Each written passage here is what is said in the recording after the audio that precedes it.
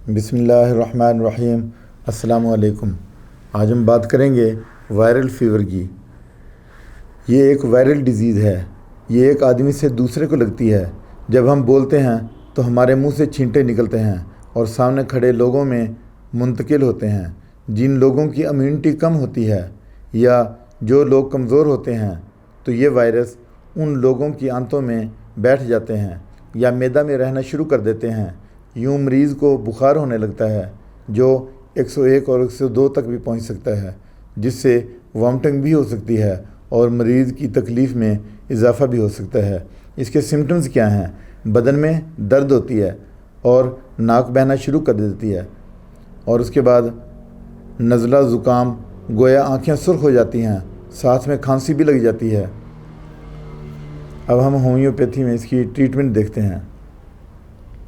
इन्फ्लुएंज़म 200 में लें। एक और मेडिसिन का कम्बिनेशन है, 4 मेडिसिन का कम्बिनेशन है कि एकोनाइट 200 में लें, उसके बाद इलियम सीपा 200 में लें, तीसरी मेडिसिन है डल्कामारा 200 में लें और उसके बाद योपेटोरियम 200 में लें। इन चारों को मिक्स कर लें और 15-15 ड्रॉप थोड़े से गर्म पानी में 3 टाइम्स अ डे। उसके बाद एक और कम्बिनेशन है 4 मेडिसिन का, वो भी आप इस्तेमाल कर सकते हैं, यानी वो मदर टिंचर है। पहली मेडिसिन जो है वो है बैप्टिशिया क्यू फार्म में, दूसरी मेडिसिन है चाइना ऑफ क्यू फार्म में, मदर टिंचर है। तीसरी मेडिसिन है जेलसीमियम क्यू फार्म में, यह भी मदर टिंचर है। और उसके बाद चौथी मेडिसिन है इचिनेशिया क्यू फार्म में।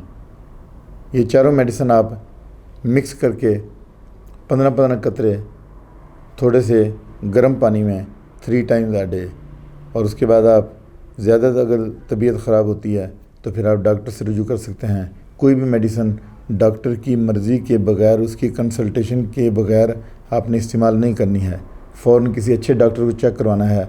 इसके साथ ही आपसे मैं इजाज़त चाहता हूँ। अपना ख्याल रखिएगा। अल्लाह हाफ़िज़।